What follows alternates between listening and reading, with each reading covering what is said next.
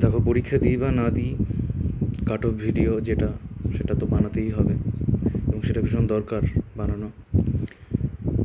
2022-এর BCS মেন্সের cut off video বানিয়েছি, সেটার result এখনও বেরোয়নি। সুতরাং সেটা মিলেছে কি মেলেনি সে বিষয়ে আমি সন্দিহান। আমি চাই সেটা না মিলুক এবং আমি যা কাট অফ প্রত্যাশা করছি তার থেকে যেন কাট অফ অনেক অনেক কম হয়।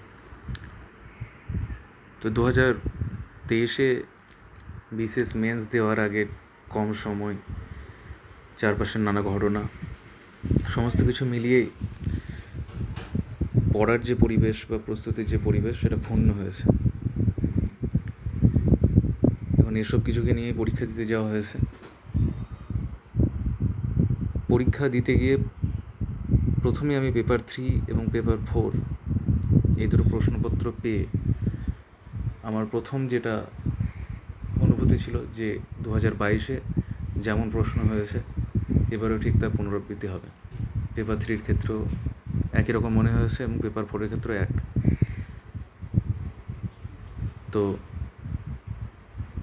পরে বাড়িতে এসে মেলানোর পর এবং প্রশ্নের মান যাচাই করার পর 2022 এবং 2023-এর মাঝে কিছু ফারাক লক্ষ্য করতে পেরেছে এবং সেগুলোই আমি এখানে বলতে চাইছি। তো দেখো, আমি 2018, 19, 20, 21 এই বিষয়ে যাবতীয় যত কিছু বলার সেগুলো 2022-এর মেন্সের ভিডিওতে বলেছি। এখন 2023-এর বিসিএস মেন্সের কাট অফ বিষয়ে শুধুমাত্র এই বিষয়টাই এই ভিডিওর মধ্যে সীমাবদ্ধ থাকবে। সুতরাং আমি কোনো পূর্বসূত্র টানছি না এখানটায়। পেপার 3-র ক্ষেত্রে আমার মনে হয়েছে যে গতবারের থেকে সামান্য একটু সহজ, এবং সামান্য একটু সহজ এটার সঙ্গে আরও যে সমস্ত বিষয় জড়িয়ে যাচ্ছে সেটা হচ্ছে প্রস্তুতিহীনতা। কাট অফ বিষয়টা কিন্তু যারা একদম তলানিতে, সর্বনিম্ন যে বিন্দু সেটা নিয়ে আলোচনা, সর্বোচ্চ বিন্দু নিয়ে নয়। সুতরাং কে কতটা সর্বোচ্চ বিন্দু স্পর্শ করছে কোনো একটা বিষয়ের পরীক্ষাতে সেটা এখানে আলোচ্য বিষয় নয়। আমরা দেখব যে সর্বনিম্ন যে বিন্দুতে এসে ঠেকছে বিষয়টা সেটা। তো প্রশ্ন আগের বারের তুলনায় কিঞ্চিত সহজ, এটা যেমন সত্য, একইভাবে প্রস্তুতিহীনতা, কম সময় এবং দুষ্ট ভুল যেগুলোকে বলে সিলি মিস্টেক, সেগুলোর জন্য অনেক অনেক মার্কস অনেকের কমেছে। তাই সবটা মিলিয়ে আমার মনে হয়েছে যে পেপার 3-তে 160 এটা গ্রুপ এর জন্য একটা ভালো স্কোর। পেপার 4-এ যখন আমি পরীক্ষা দিতে যাই, প্রথমেই আমার প্রথম অনুভূতি ছিল যে 100 এবারে ভালো স্কোর হবে। প্রথমেই পরীক্ষা শুরুর সময় মনে হলো প্রশ্ন দেখে। পরে পরীক্ষাটা শেষ হলো। তো এখন 2022-এর পেপার 4 এবং 2023-এর পেপার 4-এর মাঝে আমি যে ফারাকটা লক্ষ্য করতে পেরেছি সেটা হচ্ছে 2022-এর পেপার 4-এ যারা চাকরি প্রত্যাশী তারা কিন্তু ছুঁয়ে যেতে পারেনি প্রশ্নগুলোকে সে হারে। প্রশ্ন কঠিন ছিল এবং ছুঁয়ে যে যেতে পারা, ধারণা করে বা হালকা মনে পড়ছে, এই সমস্ত বিষয়গুলোকে ভর করে যারা উত্তর দেয় তাদের ক্ষেত্রে সমস্যা ছিল তারা ছুঁয়ে দেখতে পারেনি প্রশ্নগুলোকে। কিন্তু 2023-এ সেই সমস্যাটা হয়নি। 2023-এ সবাই কিন্তু ছুঁয়ে দেখতে পেরেছে প্রশ্নগুলোকে। সুতরাং যেহেতু ছুঁয়ে দেখতে পেরেছে, সুতরাং তারা কিছুটা বেশি মার্কস এখানে পাবে, কেননা অ্যাটেম্প্ট বেশি হয়েছে। তো গতবারে সম্ভবত 90 আমি রেখেছিলাম পেপার 4-এর জন্য, ভালো স্কোর। এবারে এটা আমি 100 রাখবো। এবারে পেপার 4 নিয়ে আবার খুবই বিতর্ক। আমার এবারে পেপার 4 খুবই ভালো লেগেছে এই কারণেই, সমস্ত দিক থেকে এটা সামঞ্জস্যপূর্ণ। অনেকে আর্টস সায়েন্সের যে দ্বন্দ্ব লাগানোর চেষ্টা করছে সেটা আমি সমর্থন করি না। যেমন কারেন্ট অ্যাফেয়ার্স ছিল, যেমন স্ট্যাটিক ছিল, যেমন সায়েন্স ছিল, সমস্ত বিষয়গুলো মিলিয়ে মিশিয়ে ছিল। আর্টসের ছেলে তারা তো কারেন্ট অ্যাফেয়ার্সে এগিয়ে যাবে, স্ট্যাটিকে এগিয়ে যাবে, আর সায়েন্সের তারা নয় সায়েন্সের অংশটুকু তারা ভালো করবে। সব দিক দিয়ে একটা সুন্দর সামঞ্জস্যপূর্ণ একটা প্রশ্ন আমার লেগেছে পেপার 4-এর প্রশ্নটা। আমি পেপার 4-এর জন্য সেই কারণে গতবারের তুলনায় 10 নম্বর বেশি রাখবো এবং পেপার 4-এ আমি ভালো স্কোর রাখবো 100। পেপার 5-এর ক্ষেত্রে যেটা পলিটি, গতবারে কেস নিয়ে অনেক সমস্যা ছিল, এবারে কেসের ঘনঘটা নেই প্রশ্নের মধ্যে। প্রশ্ন গতবারের তুলনায় পলিটি অংশটুকু সহজ হয়েছে, ইকোনমিক্স অংশটুকু প্রায় কাছাকাছি, কিংবা ইকোনমিক্স একটু সহজ হয়েছে। তাই গতবার সম্ভবত 130 মতো রেখেছিলাম আমি স্কোর, কিন্তু এবারে যেহেতু পলিটি গতবারের তুলনায় সহজ ছিল, একটু ইকোনমিক্সে গতবারের তুলনায় সহজ ছিল, এখানে আমি ভালো স্কোর রাখবো 145। আর অবশেষে পেপার 6 পরীক্ষা দিয়ে যারা বেরিয়ে এলো তাদের মুখ থেকে আমি বুঝেছি যে এবারে পরীক্ষা তাদের সবার ভালো হয়েছে। এই কারণে এখানেও সেই পেপার 4-এর যুক্তিটাই খাটে। গতবার যেহেতু পুরোটাই পাটিগণিত নির্ভর ছিল, রিজনিং কিছুই ছিল না, এবারে সেই সমস্যাটা হয়নি। এবারে সুন্দর একটা সামঞ্জস্যপূর্ণ প্রশ্ন হয়েছে। তো এবারে ওই ছুঁয়ে দেখতে পারার ব্যাপারটা, গতবার যাদের অ্যাটেম্প্ট কম ছিল এবারে কিন্তু তাদের অ্যাটেম্প্ট বেড়েছে, অন্তত 20-25 করে বেশি অ্যাটেম্প্ট তাদের হয়েছে। এটা গড়ে বলছে, শুধুমাত্র গ্রুপ এর জন্য বলছে, গ্রুপ বি কিন্তু বলছি না। গ্রুপ সি তো বললামই না, সেটার জন্য আলাদাভাবে বানাতে হবে ভিডিও। তো এক্ষেত্রে যেহেতু অ্যাটেম্প্ট বেড়েছে, গতবারে সম্ভবত আমি 110 রেখেছিলাম এখানে স্কোর, এখানে আমি 15 নম্বর বেশি রাখবো। পেপার 6-এ 125 আমার মতো একটা ভালো স্কোর।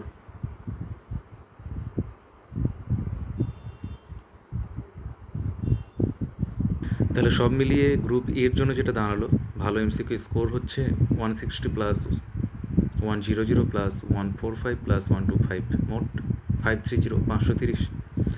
এটা গ্রুপ এর জন্য 2023-এ এমসিকিউ ভালো স্কোর বলে আমি মনে করি।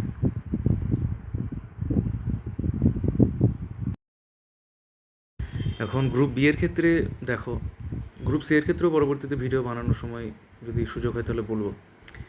এই যে পেপার 4-এ যে 100টা রাখলাম আমি, ওখানে কিন্তু গ্রুপ বি যারা মানে চাকরি প্রার্থী তারা কিন্তু অন্তত ওখানে 20 নম্বরের একটা লিড নেবে।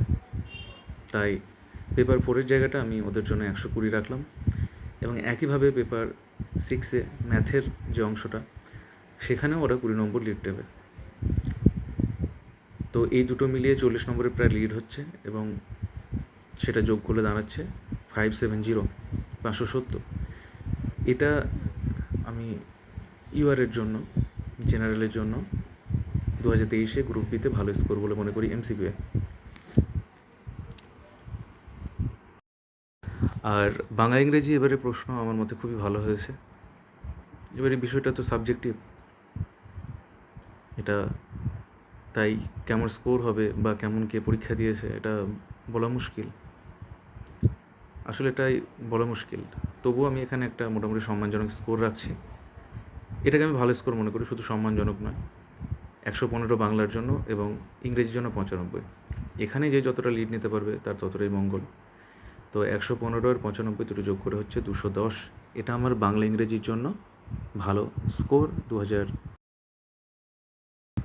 এবার হচ্ছে আসল গল্প শুরু, সেটা হচ্ছে অপশনাল। সময় খুবই কম ছিল। যারা সারা বছর পড়াশোনা করে, বিশেষ করে অপশনাল যারা সারা বছর পড়াশোনা করে, মৌচাক সিনেমা ছিল রঞ্জিত মল্লিকের। তো সেখানে যখন সাবিত্রী দেবী বলছেন যে আমার বাবা কাকারা তো সিগারেট ছোঁয় না, তখন রঞ্জিত মল্লিক বলছে যে তোমার বাবা কাকারা তো ভগবান।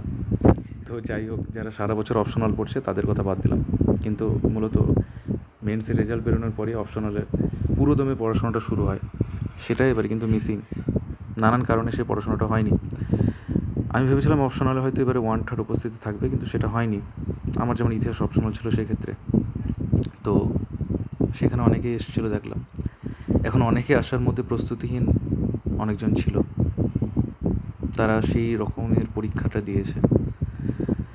সুতরাং আমি অপশনালের জন্য এবারে, গতবারে যেটা গড় রেখেছিলাম 180 মতো, সেটাকে আমি এক ধাক্কায় 20 আমি কমিয়ে দেবো, 160।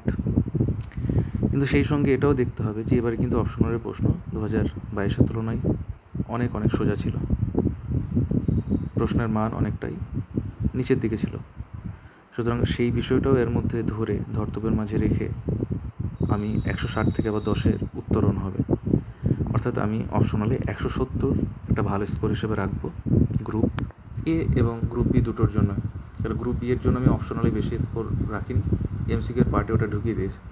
এবার ওটা কেউ যেহেতু সবটা যোগ করেই তার বেশি মার্কস পেতে হবে, সুতরাং অপশনালে সে বেশি পেতে পারে, সে এমসিকিউ পার্টে বেশি পেতে পারে, কিন্তু একটা প্রবণতা থাকে এমসিকিউ পার্টে বেশি পাওয়ার। অপশনালে বেশি পেলে ওই যে বললাম নিম্নতম বিন্দুটা যে তাকে নিয়ে আমরা আলোচনা করছি, অপশনালে বেশি পেলে তার র্যাঙ্ক উপরের দিকে হবে। সুতরাং আমি 170 গ্রুপ এ এবং বি দুটোর জন্যই আমি এবারে অপশনালে ভালো স্কোর কাট অফ ক্লিয়ারের জন্য পিটির আমি মনে করছি।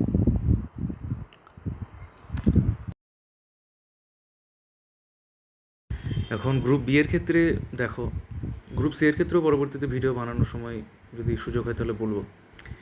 এই যে পেপার 4-এ যে 100টা রাখলাম আমি, ওখানে কিন্তু গ্রুপ বি যারা মানে চাকরি প্রার্থী তারা কিন্তু অন্তত ওখানে 20 নম্বরের একটা লিড নেবে। তাই পেপার 4-এর জায়গাটা আমি ওদের জন্য 120 রাখলাম, এবং একইভাবে পেপার 6-এ ম্যাথের যে অংশটা সেখানেও ওরা 20 নম্বর লিড নেবে। তো এই দুটো মিলিয়ে 40 নম্বরের প্রায় লিড হচ্ছে, এবং সেটা যোগ করলে দাঁড়াচ্ছে 570।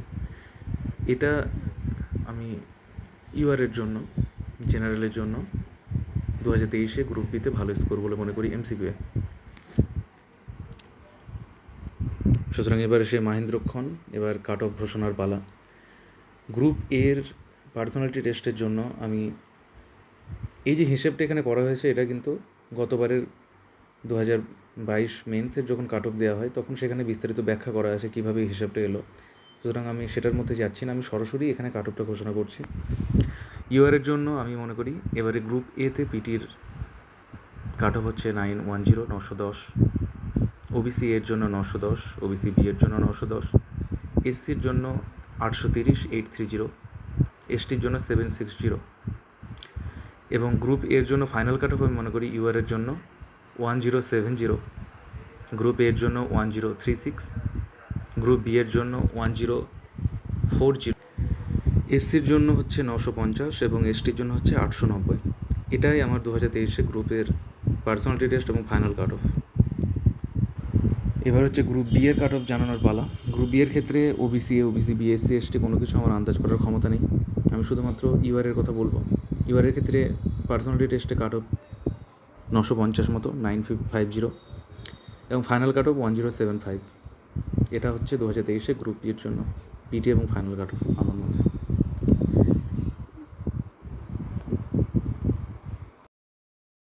এখন দেখো, কাট অফ বিষয়ে তো বিতর্ক চলবে, বিবাদ চলবে, মতপার্থক্য চলবে, কিন্তু আমার মনে হয় আমি যেটা মনে করলাম, আমার যেটা ব্যক্তিগত ব্যাখ্যা সেটা তোমাদের সঙ্গে আমি ভাগাভাগি করে নিলাম। এতে কি হয়, কিছু কিছু ক্ষেত্রে আশ্বস্ত হওয়া যায়, কিছু কিছু ক্ষেত্রে একটা ধারণা পাওয়া যায়।